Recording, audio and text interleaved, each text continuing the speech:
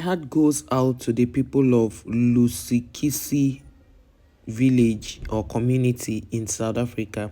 Yesterday, there's this news that broke that there was shooting in Lusikisiki village or the community. Now, what happened was that a group of people were in a household trying to prepare for a way or a final funeral of some other person in another community, and they were to leave that particular community to join the other people. Only for them, in the middle of the night, they came shooting, and two other women were able to escape who were in the same household, were able to escape. As at yesterday, they are not, the police had come there to check to see who these people were. They were doing some findings and all that, and they were not able to pinpoint the people who really did this. As at today, being Sunday, nobody, which is already 24 hours after the incident, nobody had been arrested so far. And people have really condemned this, to say that how would people just go to a household and unalive people without anybody having a lead to it? And I thought recently they praised the police, the South African police officers, that they are doing well. So let us read the comments of people who were really upset about what's going on in South Africa.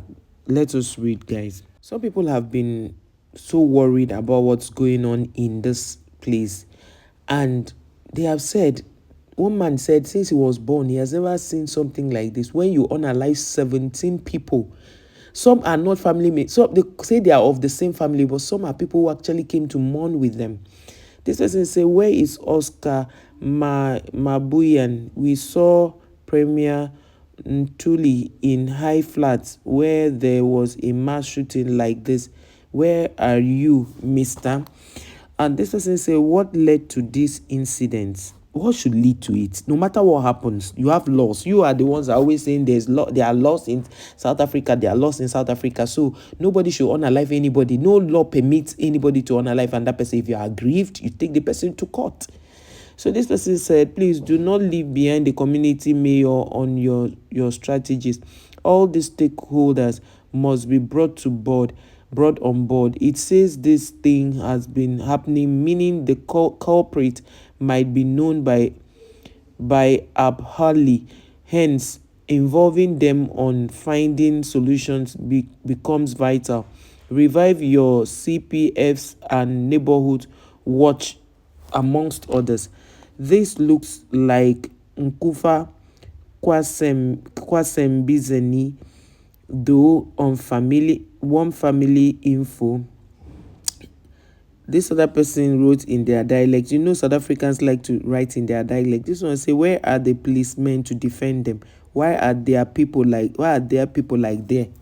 What you see, last time in the other ones that the police cracked one neighborhood where some hoodlums were living, some South Africans were praising them that the police now are doing their job and they are not letting. But since this incident is over 24 hours, no police officer had arrested anybody, and they had not had any clue to whatever had happened. This one say, where are the policemen to defend these people? This other person said, yay, I wonder.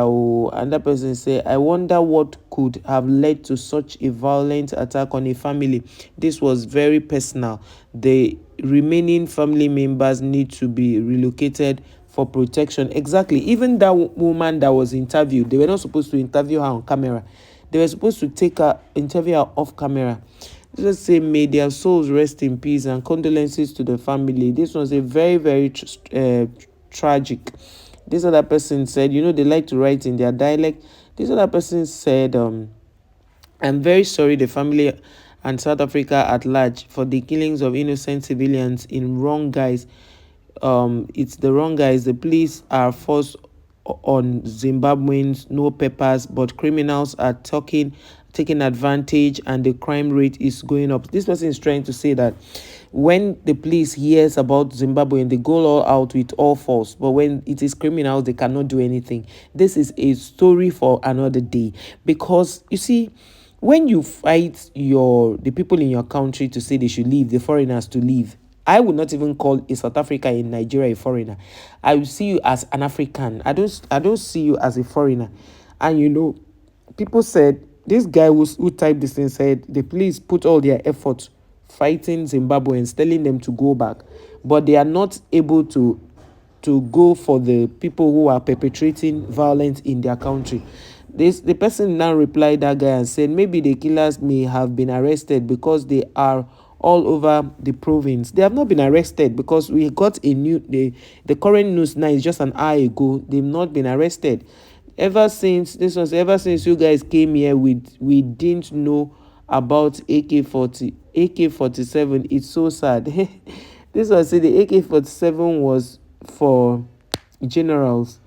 This one saying not civilians. This other person, they keep writing in their dialect. Of course, it will be difficult for me to read in their dialect. So basically, everybody is not happy.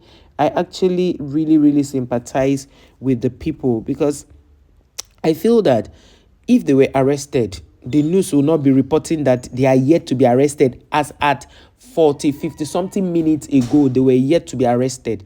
So why should they just do things like this and go free without them being arrested? Because imagine if it were foreigners who were doing all of this, or if it were foreigners who were asked to go home, go to their villages, go to their countries, the police would have exerted so much strength. But in this case, 17 people unalived, 17 people gone down. Like, it sounds so strange in one household.